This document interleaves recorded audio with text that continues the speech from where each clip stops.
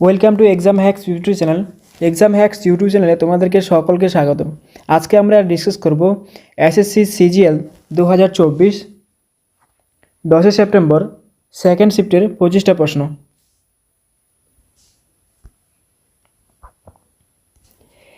SSC CGL 2024 10 September second shift. প্রথম প্রশ্ন কী ছিল দেখে নিই। নিচের কোন খেলায় একজন খেলোয়াড় উইকেট রক্ষক হিসেবে পরিচিত? তাহলে উইকেট রক্ষক হিসেবে পরিচিত হচ্ছে ক্রিকেট খেলায় উইকেট রক্ষক থাকে। ক্রিকেটে ব্যবহৃত শব্দগুলি হলো maiden over, follow on, super over, catch, bowled, stump out, run out, LBW, hit wicket, not out, no ball, white ball, dead ball, overthrow, bye, leg bye, cover drive, late cut, hook, glance, stroke, deuce, pull, sixer, turn, googly, spin, yorker, bouncer, hat-trick, round the wicket, over the wicket, boundary line, slip, square, leg, runner cover, gully, long on. এগুলি হলো ক্রিকেটে ব্যবহৃত শব্দগুলি। ভারতের নিম্নলিখিত স্বাধীনতা সংগ্রামীর মধ্যে কে the Indian struggle বইটি লিখেছেন? তাহলে দ্য ইন্ডিয়ান স্ট্রাগল বইটি লিখেছেন Subhas Chandra Bose. The Indian struggle 1920 থেকে 1942 হলো সুভাষচন্দ্র বসুর রচিত একটি বই, যা সেই সময়কালে ভারতীয় স্বাধীনতা আন্দোলন এবং এতে বোসের ভূমিকা রূপরেখা দেয়। ইন্ডিয়ান স্ট্রাগল ফর ইন্ডিপেন্ডেন্স বইটির প্রধান লেখক এবং সম্পাদক ছিলেন বিপিনচন্দ্র। তাহলে ইন্ডিয়ান স্ট্রাগল ফর ইন্ডিপেন্ডেন্স বইটি লিখেছেন কে? Bipinchandra. Jawaharlal Nehru the discovery of India বইটি লিখেছেন এবং মহাত্মা গান্ধী হিন্দ স্বরাজ বইটি লিখেছেন। এটি আসছিল আরআরসি গ্রুপ ডি 2018-তে, যে মহাত্মা গান্ধীর লেখা একটি বই হলো হিন্দ স্বরাজ, আরআরসি গ্রুপ ডি 2018। ভারতীয় সংবিধানের নিচের কোন অনুচ্ছেদে মৌলিক কর্তব্য রয়েছে? তাহলে মৌলিক কর্তব্য রয়েছে 51A-তে। মৌলিক কর্তব্য দেশের প্রতি ভারতীয় নাগরিকদের দায়িত্ব। সংবিধানের 51A অনুচ্ছেদের 11টি মৌলিক দায়িত্ব দেওয়া আছে। এসএসসি জিডি 2023-এ এটা জিজ্ঞাসা করা হয়েছিল। মোহিনীঅট্টম নিম্নলিখিত কোন ঐতিহ্যবাহী নৃত্যশৈলীর অন্তর্গত? তাহলে মোহিনীঅট্টম লাস্য শৈলীর অন্তর্গত।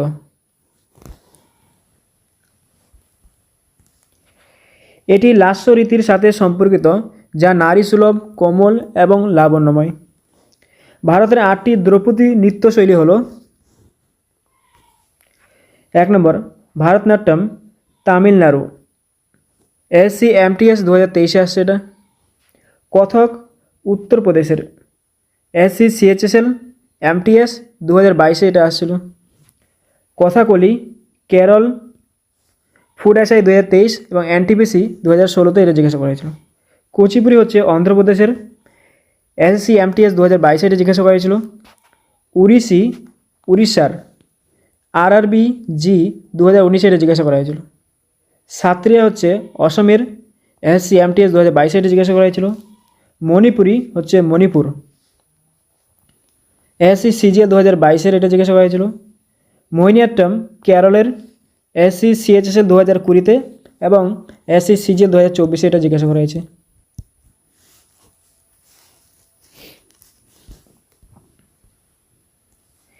নিচের কোনটিতে লবণাক্ততা সবচেয়ে বেশি? লবণাক্ততা সবচেয়ে বেশি হচ্ছে লেক ভ্যান।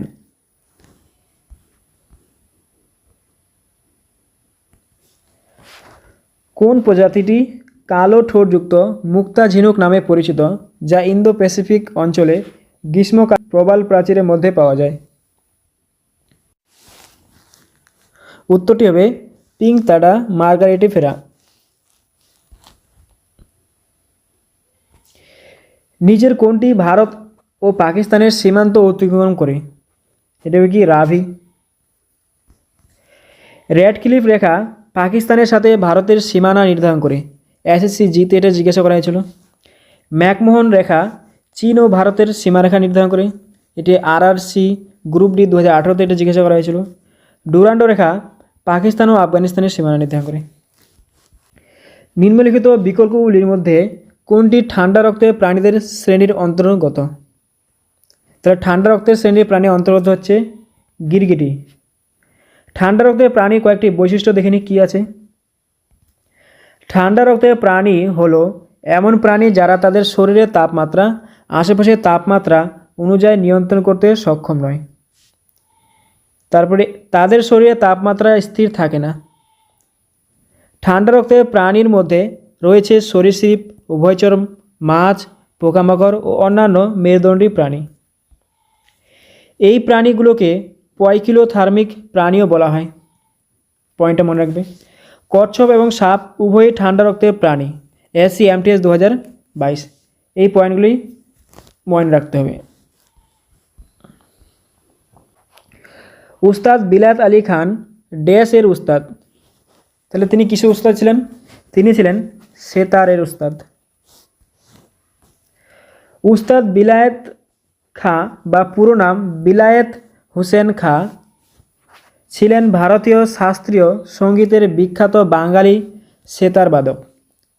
তিনি উন্নত হস্তকৌশলের অধিকারী সেতার বাদক, নতুন সেতারবাজ ও শৈলীর নির্মাতা ও প্রচারক এবং নতুন ধরনের সেতারের আবিষ্কারক।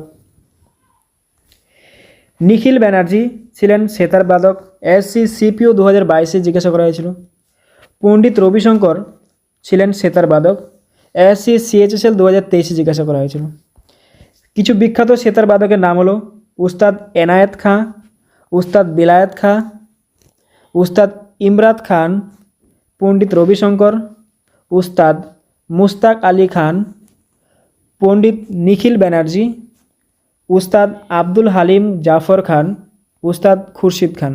এগুলি হলো বিখ্যাত সেতার বাদকের নাম। এই পয়েন্টগুলি তোমাদেরকে মনে রাখতে হবে। রেডিয়াম, বেরিয়াম, স্ট্রনসিয়ামের মতো ক্ষারীয় আর্টস ধাতু বা মৃত্তিকা ধাতুগুলি কোন গ্রুপের অন্তর্ভুক্ত?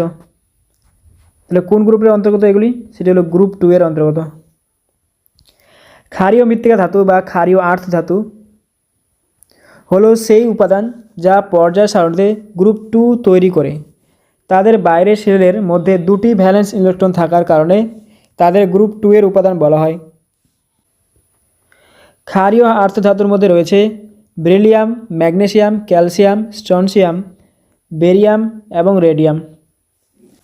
এই পয়েন্টগুলি তোমাদেরকে মনে রাখতে হবে। খ্রিস্টীয় 7ম শতাব্দীতে ইসলাম নামে একটি নতুন ধর্মের জন্ম হয়। আরবে জন্ম হয়। ইসলাম ধর্মের মূল বিশ্বাস ও অনুশীলনের 5টি স্তম্ভ রয়েছে। RRB গ্রুপ ডি 2022-এ জিজ্ঞাসা করা হয়েছিল যে ইসলামের কয়টি স্তম্ভ রয়েছে, মূল স্তম্ভ কয়টি রয়েছে? 5টি।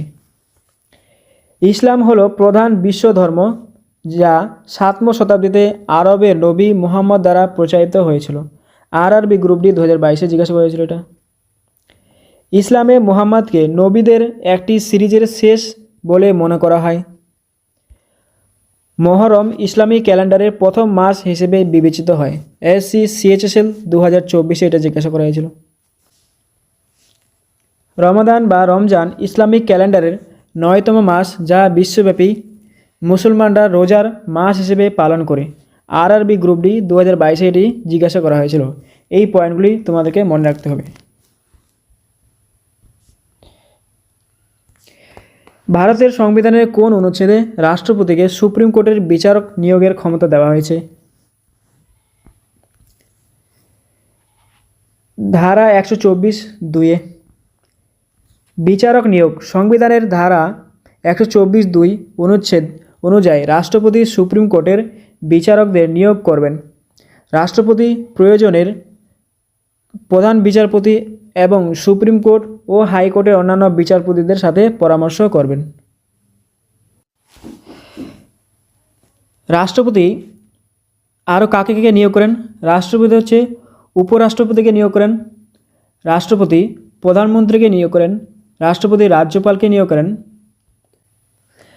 রাষ্ট্রপতি লোকসভার স্পিকারকে নিয়োগ করেন, রাষ্ট্রপতি সুপ্রিম কোর্টের অন্যান্য বিচারপতিদের নিয়োগ করেন, রাষ্ট্রপতি হাইকোর্টের প্রধান বিচারপতিকে নিয়োগ করেন, রাষ্ট্রপতি মুখ্য নির্বাচন কমিশনারকে নিয়োগ করেন,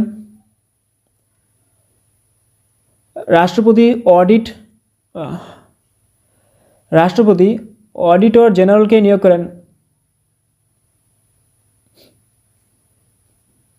এগুলা তোমাদেরকে মনে রাখতে হবে।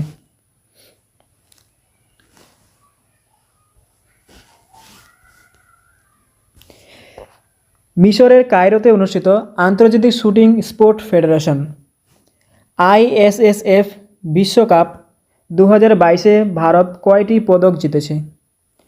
তাহলে ISSF বিশ্বকাপ 2022-এ ভারত মোট 60টি পদক জিতেছে। কায়রোতে আন্তর্জাতিক শুটিং স্পোর্ট ফেডারেশন ISSF বিশ্বকাপ 2022-এ পদক দাঁড়িয়েছে ভারত প্রথম স্থান অধিকার করেছে। ভারতীয় দল 4টি স্বর্ণ, 2টি রূপো এবং 1টি ব্রোঞ্জ সহ মোট 60টি পদক নিয়ে পদক তালিকার শীর্ষ শেষ করেছে। ISSF বিশ্বকাপ 1986 সালে আন্তর্জাতিক শুটিং স্পোর্ট ফেডারেশন দ্বারা প্রবর্তিত হয়। এই পয়েন্টগুলি তোমাদেরকে মনে রাখতে হবে।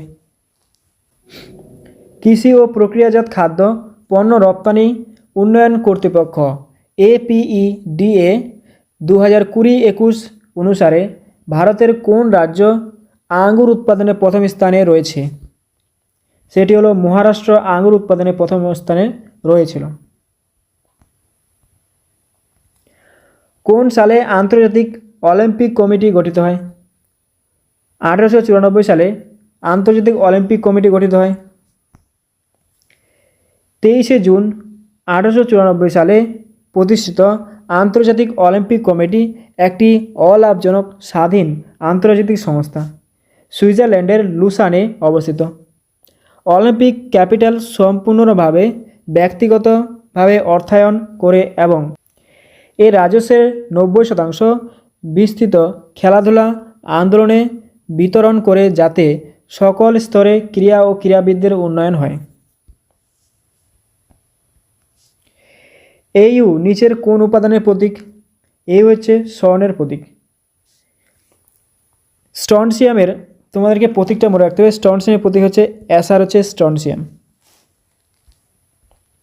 গ্রুপ 11 মুদ্রা ধাতু গ্রুপ নামেও পরিচিত। এই গ্রুপের মধ্যে রয়েছে তামা, রূপা এবং সোনা। প্রতীকগুলো তোমাদের মনে রাখতে হবে কোনটা কার প্রতীক। তেমন তামার হচ্ছে CU, রূপার হচ্ছে AG এবং সোনার হচ্ছে AU। SSC ইলেকট্রিক্যাল 2024-এ প্রশ্ন জিজ্ঞাসা করা হয়েছিল। মার্চ 2023 অনুযায়ী ভারতে কতটি হাইকোর্ট আছে? ভারতে কতটি হাইকোর্ট আছে? ভারতে মোট 25টা হাইকোর্ট আছে এখন। 1862 সালে ভারতে কলকাতা, বম্বে এবং মাদ্রাজে 3টি হাইকোর্ট স্থাপন করা হয়েছিল। চতুর্থ হাইকোর্ট 1966 সালে এলাহাবাদে প্রতিষ্ঠা হয়েছিল। বর্তমানে ভারতের বিভিন্ন রাজ্য স্থাপিত মোট 25টি হাইকোর্ট রয়েছে। এই পয়েন্টগুলি তোমাদেরকে মনে রাখতে হবে।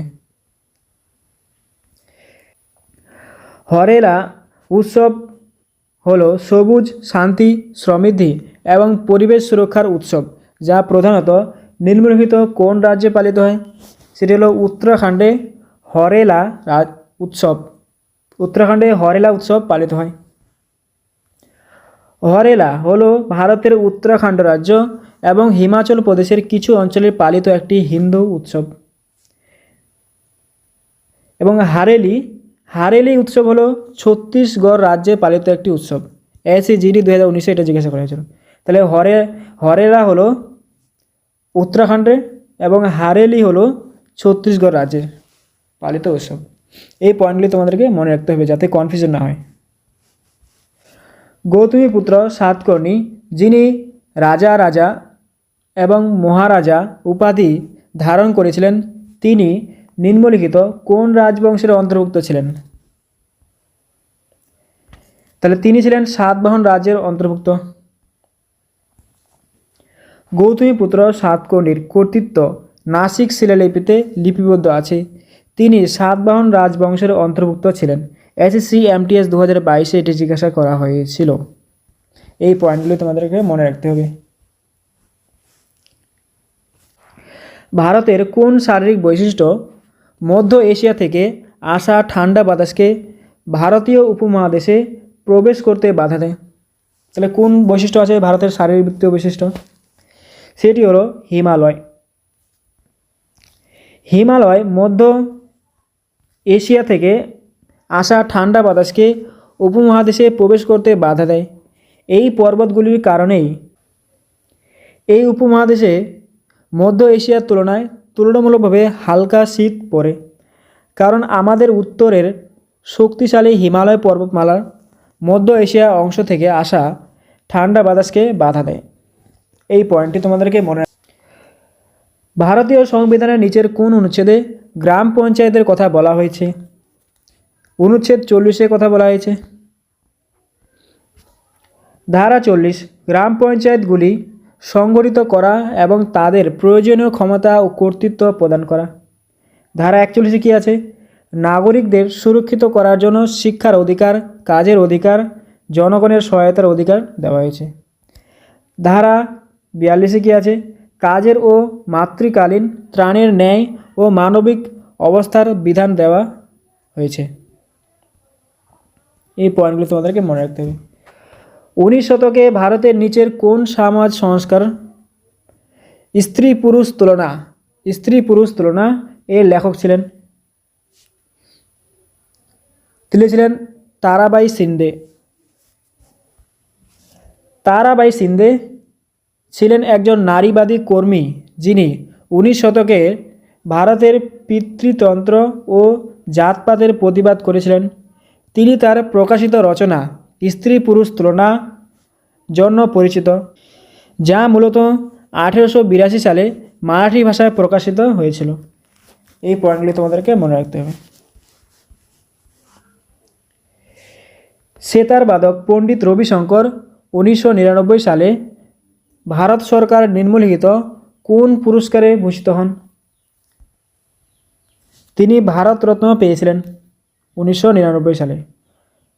পণ্ডিত রবিশঙ্কর, যিনি 1999 সালে ভারতের সর্বোচ্চ বেসামরিক সম্মান ভারতরত্ন ভূষিত হন। পণ্ডিত রবিশঙ্কর একজন প্রখ্যাত সেতার বাদক ছিলেন। এসএসসি CHSL 2023-এ এটা জিজ্ঞাসা করা হয়েছিল। তিনি বাবা আলাউদ্দিন খানের শিষ্য ছিলেন। ফুডেসে তিনি পদ্মবিভূষণ, ভারতরত্ন এবং গ্র্যামি পুরস্কারের মতো মর্যাদাপূর্ণ পুরস্কারে ভূষিত হয়েছিলেন। এই পয়েন্টগুলি তোমাদেরকে মনে রাখতে হবে, যা আগামী পরীক্ষাগুলির জন্য তোমাদের খুব কাজে লাগবে। প্রথম কোন রাজ্য প্রাথমিক বিদ্যালয়ের মধ্যাহ্ন ভোজন বা মিড ডে মিল প্রকল্প বাস্তবায়ন শুরু করেছিলেন?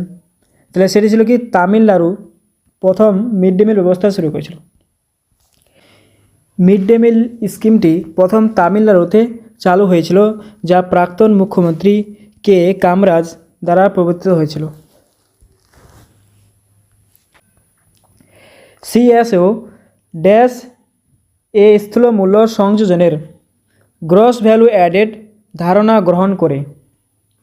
তাহলে ধারণা গ্রহণ করে হচ্ছে জানুয়ারি 2015 সালে।